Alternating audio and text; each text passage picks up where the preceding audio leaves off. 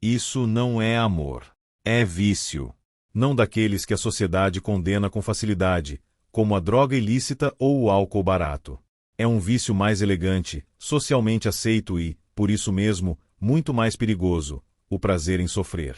Há quem se enrosque em relações que parecem uma roleta russa emocional, e mesmo assim chame isso de destino, alma gêmea, química irresistível. O que não percebem, ou fingem não perceber, é que o drama, a dor e a humilhação não são apenas efeitos colaterais, eles são o núcleo da experiência que alimenta a sensação de estar vivo. Freud chamaria isso de compulsão à repetição, o impulso de refazer, insistentemente, o mesmo roteiro traumático, esperando que, desta vez, o desfecho seja diferente. Nietzsche, por sua vez, poderia sussurrar ao seu ouvido que há, sim, um tipo de prazer estético e vital no sofrimento, que o homem, muitas vezes, precisa do abismo para se sentir profundo. Mas você não quer ouvir isso, porque admitir que o que chama de amor é, na verdade, autossabotagem prazerosa, seria admitir que parte de você não quer a cura. Quer o reencontro com o inferno familiar que aprendeu a chamar de lar. Não se trata de masoquismo romântico, dessas fantasias vendidas por livros baratos. É algo mais sombrio, a manutenção inconsciente de uma identidade que só se sente completa quando está ferida.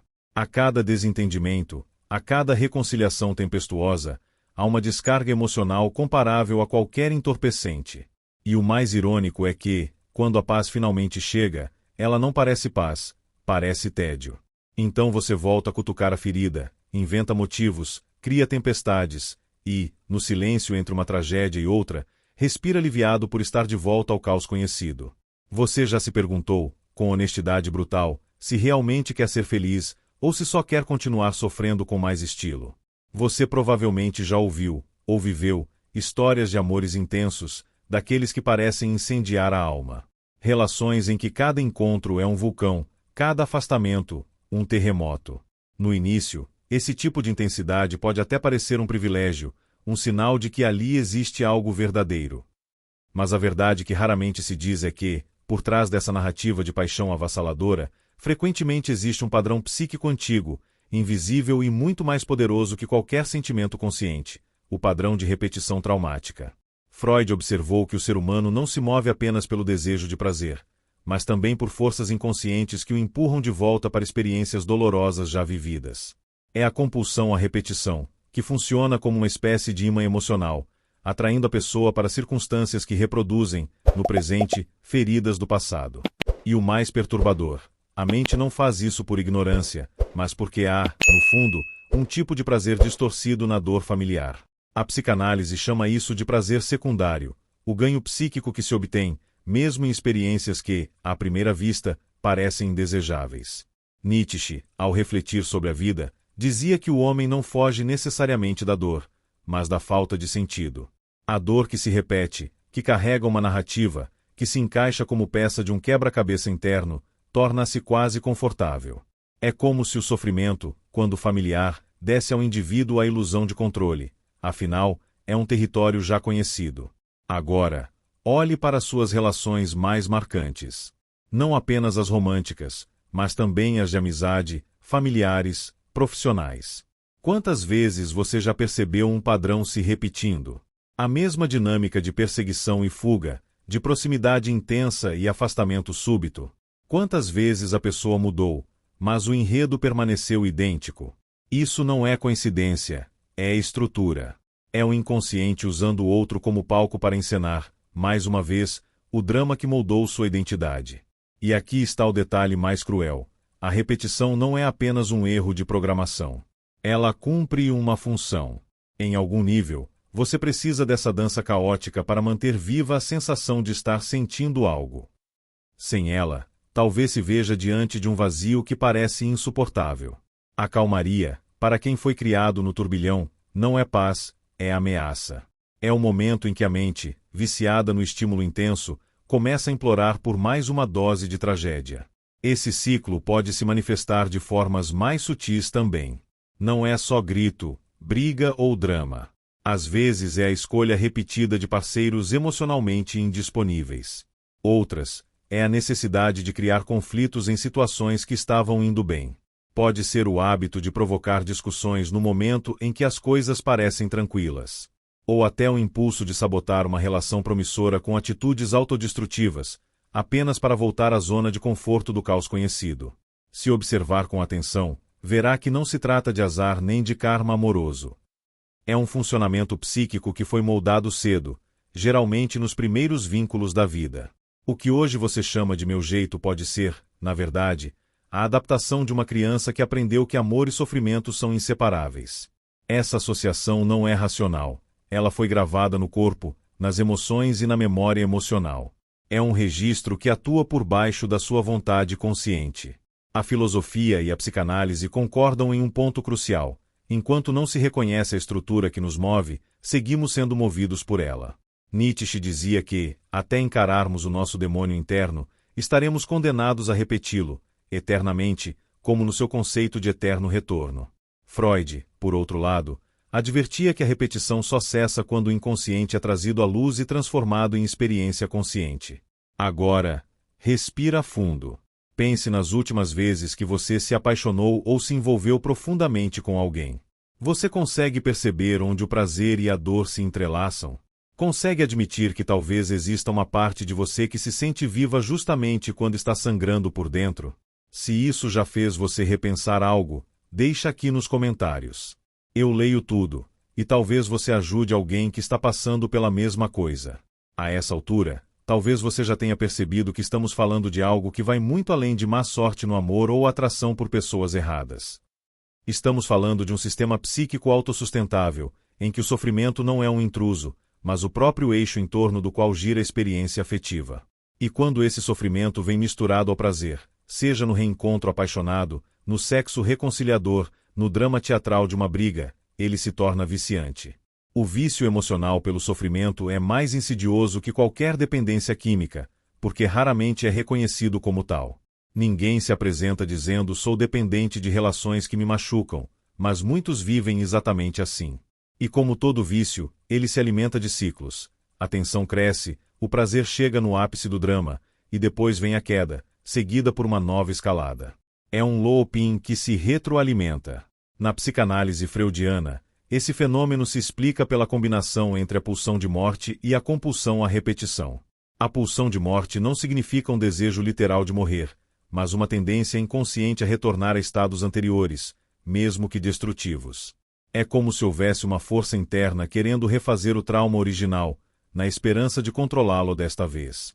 Mas, ironicamente, o que se repete não é a cura, é o próprio trauma, revivido sob novas formas.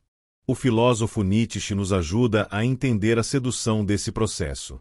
Para ele, a vida não se divide entre prazer e dor, mas é feita da fusão inseparável de ambos. Há uma estética do sofrimento que confere profundidade à existência. Quando alguém está preso a esse padrão, não é apenas porque não sabe amar melhor, é porque há uma sensação quase heroica de estar vivendo intensamente, mesmo que a experiência seja devastadora. O sofrimento vira uma prova de autenticidade, um selo de que aqui é de verdade. Esse raciocínio é perigoso porque mascara a autossabotagem como se fosse bravura. O indivíduo acredita estar lutando por amor, quando, na verdade, está lutando pela manutenção de um estado emocional conhecido. É como o dependente químico que não busca mais a euforia da primeira dose, mas apenas evitar o desconforto da abstinência. A abstinência aqui é o silêncio emocional, o vazio, a paz que soa como deserto. E há algo ainda mais perturbador. Para quem foi condicionado a viver assim, um relacionamento saudável pode parecer superficial, sem sal. A ausência de tensão é interpretada como falta de conexão. É como se o cérebro, acostumado ao estímulo extremo, não reconhecesse a estabilidade como algo digno de ser sentido. O sistema nervoso entra em abstinência e o próprio indivíduo, sem perceber, começa a sabotar a relação para recriar o caos. Você já notou como, às vezes, basta uma pequena frustração para que velhas feridas emocionais sejam reativadas com intensidade desproporcional? Isso acontece porque o cérebro não distingue muito bem entre o presente e o passado emocional. A cena atual aciona memórias e sensações antigas, e a reação vem carregada do peso de experiências anteriores. É por isso que pequenas discussões podem virar batalhas épicas. Não é só sobre o que aconteceu agora, é sobre tudo o que aconteceu antes e nunca foi resolvido. Esse é o ponto onde o prazer se mistura ao sofrimento de forma quase imperceptível. No momento da explosão emocional, a adrenalina, a energia, a vida. No momento da reconciliação, há alívio, há ternura, há até um aumento de intimidade. E assim, o circuito se reforça. Cada ciclo fecha a armadilha um pouco mais, tornando mais difícil enxergar o que realmente está acontecendo. E aqui surge o conflito real. Abandonar esse padrão exige mais do que força de vontade. Exige abrir mão da identidade construída em torno dele.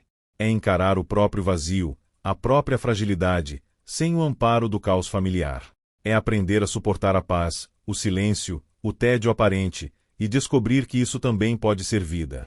Mas para muitos, essa ideia é intolerável. O sofrimento, nesse sentido, não é apenas um hábito, é um lar. Você consegue imaginar viver sem esse drama? Ou a simples ideia já provoca um aperto no peito, como se algo vital fosse arrancado de você? Se quisermos compreender por que o prazer pode se enraizar no sofrimento até o ponto de se tornar vício, precisamos ir além da superfície das histórias românticas e adentrar a arquitetura inconsciente que sustenta essas escolhas. E aqui, tanto Freud quanto Nietzsche nos oferecem lentes poderosas, uma psicanalítica, outra filosófica, para atravessar o verniz poético e tocar na estrutura crua do fenômeno. Freud nos fala da compulsão à repetição, mas também do masoquismo moral. Esse último não é um simples gostar de sentir dor física ou emocional, é uma necessidade inconsciente de se colocar em situações onde se é punido, rejeitado ou humilhado, porque essa punição cumpre uma função psíquica, aliviar a culpa inconsciente. Muitas vezes, a culpa não está ligada a algo que a pessoa fez, mas a quem ela acredita ser, um sentimento de dívida difusa, herdada de dinâmicas familiares e introjetada desde cedo. Assim, ao se envolver repetidamente em relações que machucam, a pessoa paga essa culpa, mantendo a psique em um equilíbrio perverso. Nietzsche, por sua vez, fala do conceito de amor fati, o amor ao próprio destino. Mas, para quem está aprisionado nesse ciclo, o amor fati se torna uma distorção. Não é o amor ao destino como afirmação plena da vida, mas uma adesão inconsciente a um destino restrito, doloroso, porque ele é familiar. A repetição se torna uma espécie de fidelidade inconsciente à narrativa pessoal, mesmo que essa narrativa seja trágica. O indivíduo, então, não apenas suporta o sofrimento, ele o preserva, como quem preserva uma herança que, por mais pesada que seja, ainda é sua. Se olharmos clinicamente, veremos que essas repetições estão ligadas a registros precoces do afeto. Uma criança que cresceu em um ambiente onde amor vinha misturado à crítica, ausência ou instabilidade, aprenderá que para amar é preciso suportar a dor, e, pior, que a dor é prova de amor. Na vida adulta, ela buscará relações que reproduzam esse padrão, não porque queira sofrer conscientemente, mas porque esse é o único mapa afetivo que conhece. Esse é o ponto onde prazer e sofrimento se fundem. Cada reconciliação após uma briga confirma a ilusão de que o amor vence tudo, e cada crise reforça a intensidade do vínculo. É um jogo psíquico que mantém a chama acesa, mas é alimentado por combustível tóxico. A excitação emocional que acompanha o drama é tão real quanto qualquer efeito químico. Estudos mostram que situações de estresse e reconciliação ativam áreas cerebrais semelhantes às ativadas por drogas e jogos de azar.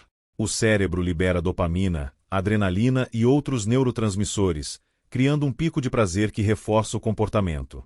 Nietzsche poderia argumentar que existe algo de artisticamente irresistível nessa alternância de dor e prazer. O ser humano, ao buscar intensidade, confunde profundidade com turbulência. Mas a psicanálise lembraria: essa intensidade não é escolha livre, é encenação de um roteiro escrito muito antes de você poder questioná-lo. Quando atendemos pacientes presos nesse padrão, percebemos que, mesmo diante de relações objetivamente destrutivas, eles se sentem mais vivos no caos do que na estabilidade. A calma soa como ameaça porque desarma os mecanismos de defesa. É como se, sem o conflito, a pessoa perdesse a prova de que o outro se importa, mesmo que esse cuidar venha em forma de brigas, ciúmes ou dramas. O caminho para romper com isso não é simples. Não basta querer mudar, porque o querer consciente é frágil diante da força do inconsciente.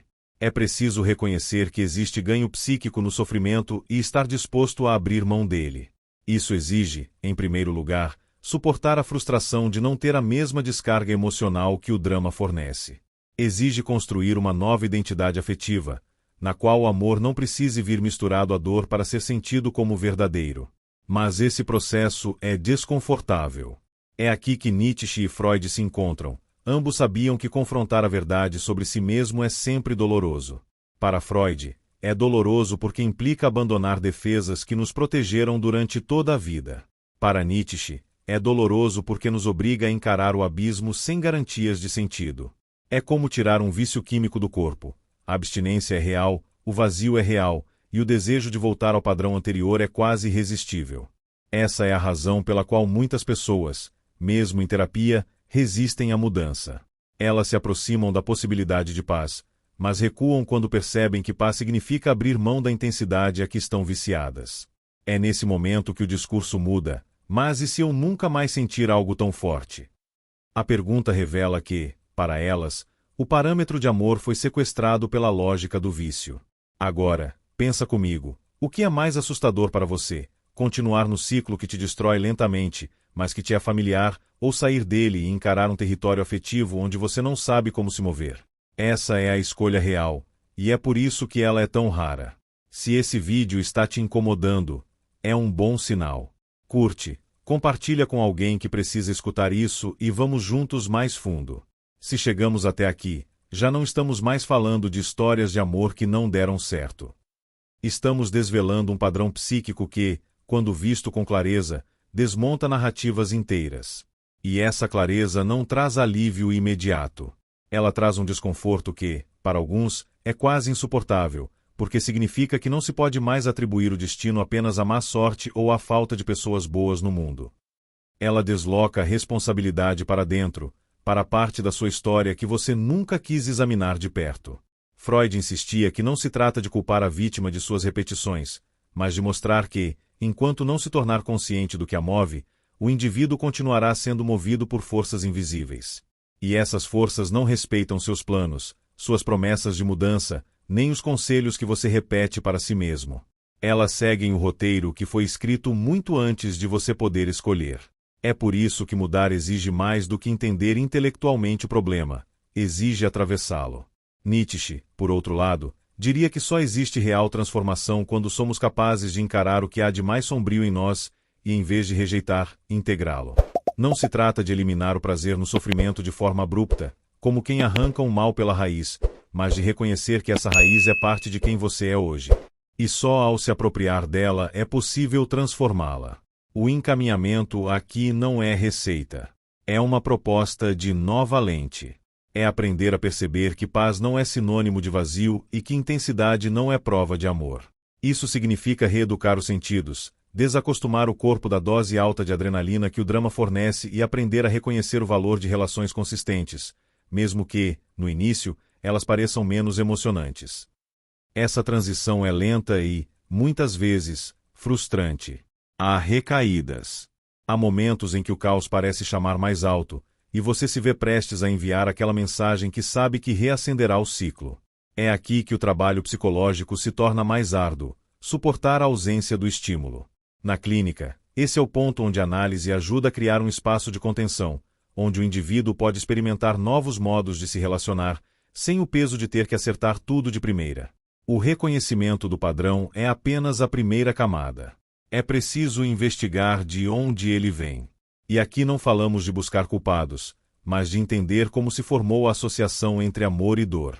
Talvez tenha começado com um pai que só se mostrava afetuoso quando você estava doente, ou com uma mãe cujo carinho vinha depois de longos períodos de frieza. Talvez tenha sido uma família onde brigas e reconciliações eram o idioma principal de afeto. Quando essas experiências se tornam a base da vida emocional, qualquer outra forma de amor parece falsa ou insuficiente. Um dos exercícios mais poderosos, e também mais desconfortáveis, é mapear, de forma honesta, as repetições ao longo da vida. Não apenas nas relações amorosas, mas também nas amizades, no trabalho, nos vínculos familiares. O padrão costuma atravessar tudo. Essa cartografia das repetições não serve para gerar vergonha, mas para que se possa ver a lógica oculta que organiza a vida.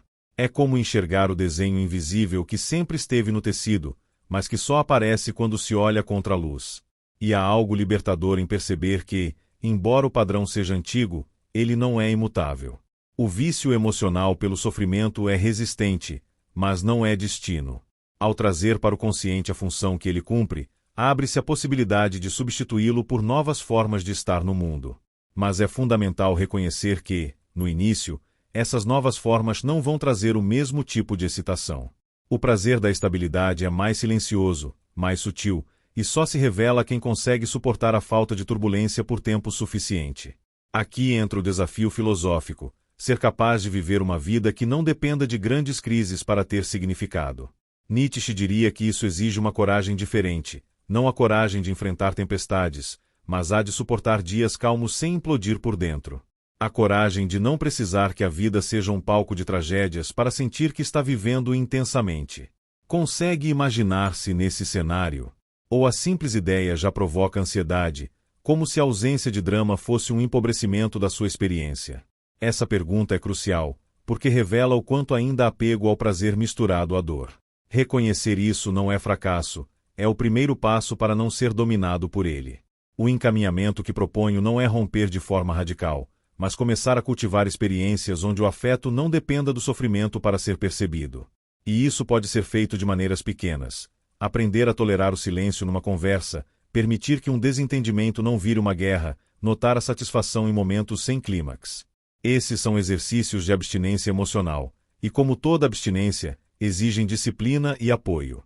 Consegue perceber onde isso se encaixa na sua vida agora? Essa reflexão não é para responder de imediato, mas para deixar maturar. Porque o verdadeiro corte com padrão não se faz em um ato de heroísmo, mas em dezenas de pequenas escolhas diárias, silenciosas, que pouco a pouco desconstroem o vício. Há algo de profundamente humano no fato de buscarmos intensidade. Ninguém quer uma vida morna, sem pulsações, sem sobressaltos. Mas o que poucos percebem é que, quando a intensidade está sempre ligada ao sofrimento, ela deixa de ser escolha e passa a ser prisão. E prisões não se desfazem com portas abertas, porque o cárcere não é feito de muros, mas de hábitos, de sensações e de significados que acreditamos não poder perder. Nietzsche dizia que quem tem um porquê enfrenta qualquer como. O problema é que, para muitos, o porquê está tão associado à dor que, sem ela, o sentido parece desaparecer. E isso cria uma armadilha. A pessoa não foge do sofrimento porque acredita que é ele que dá valor à sua história. É por isso que abandonar o vício emocional pelo sofrimento disfarçado de amor não é apenas largar uma relação ou mudar de parceiro. É mexer na própria narrativa, é reescrever a forma como se mede a intensidade da vida. Freud veria nisso a tarefa árdua de substituir a repetição cega pela lembrança elaborada. De transformar o que se encena compulsivamente em algo que pode ser nomeado, pensado, compreendido. E aqui está a parte mais desafiadora. Nomear significa perder o encanto da ilusão. A repetição, por mais dolorosa que seja, vem carregada de fantasias que tornam a experiência suportável. Quando essas fantasias caem, o que sobra é a realidade nua, e muitas vezes, silenciosa.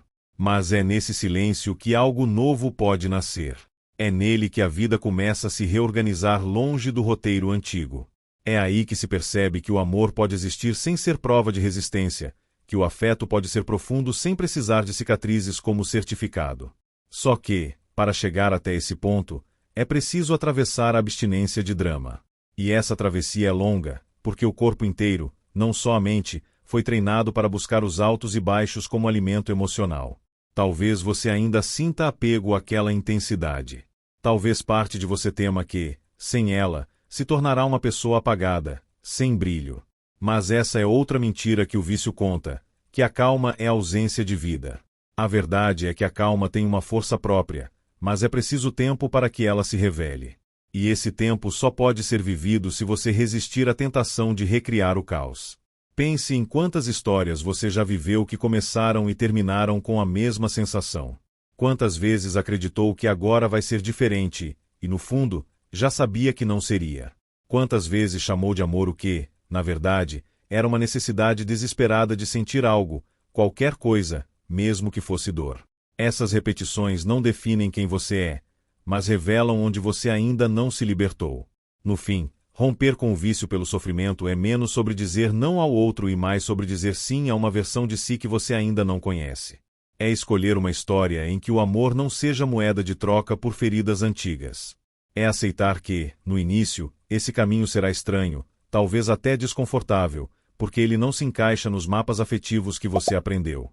Mas é também o único caminho que permite criar algo novo, que não seja apenas um eco do passado. Então eu deixo você com essa pergunta, que talvez ecoe por mais tempo do que gostaria. Se amanhã você acordasse e toda a dor que você chama de amor desaparecesse, o que restaria? Você teria algo a oferecer e a receber que não dependesse dessa dor? Ou correria para recriá-la, só para sentir que está vivo? Se algo aqui te atravessou, esse canal pode te ajudar a continuar cavando. Se inscreve, deixa o like e, principalmente, não foge do que te provoca.